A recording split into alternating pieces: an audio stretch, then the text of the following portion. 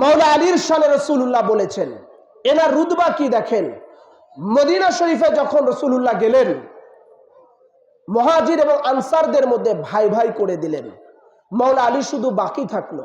সাহাবা ইকরাম সবাই ভ্রাতৃত্বের বন্ধনে আবদ্ধ হয়ে গেল। মাওলা আলী আলাইহিস সালাম মনটা মলিন করে সামনে আসলেন।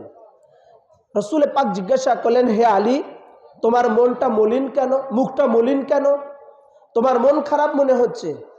বলেন, ইয়া রাসূলুল্লাহ, ইয়া হাবিবাল্লাহ, বিয়াদবি মাফ করবেন, আপনি তো সবাইকে ভাই ভাই বানিয়ে দিলেন, সবাইকেই ভ্রাতৃত্বের সম্পর্কে আবদ্ধ করে দিলেন, আমাকে আপনি ভাই বানালেন না।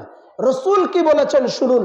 তিরমিজি শরীফ 2য় খণ্ড 213 পৃষ্ঠার মধ্যে আছে, হাদিস নাম্বার 1654।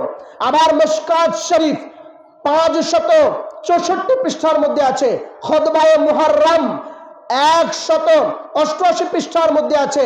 রাসূল বলেন, ক্বালা রাসূলুল্লাহ সাল্লাল্লাহু আলাইহি ওয়াসাল্লাম, আনতা আখি ফিদ দুনিয়া ওয়াল আখিরা। হে আলী, তোমাকে ভাই বানিয়ে দেয় নাই বলে মন খারাপ করেছো। এখানে যারা যারা ছিল, যার যেই লেভেল, যার যেই যোগ্যতা, যার যেরকম সম্মান, তার সাথে তার ভ্রাতৃত্বের সম্পর্ক জুড়ে দিয়েছি।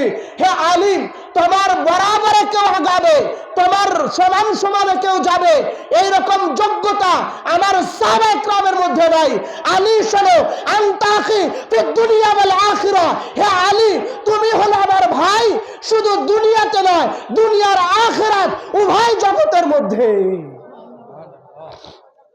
তুমি আমার ভাই, শুধু দুনিয়াতে নয়, এখানে যারা আছে সবাইকে তো ভাই বানিয়ে দিলাম, শুধু দুনিয়ার মধ্যে।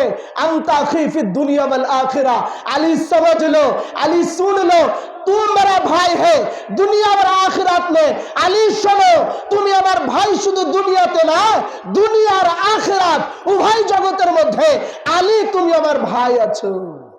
ভ্রাতৃত্বের সম্পর্কে, ভ্রাতৃত্বের বন্ধনে রাসূলুল্লাহ ইমামুল মুত্তাকিন হযরত শের খুদা হায়দার करार ফতহে বাবে বেলায়েত আলী ইবনে আবি তালিব আলাইহিমুস সালাতু ওয়াস সালামকে ভাই বানিয়ে দিলেন দুনিয়া ও আখিরাতের মধ্যে।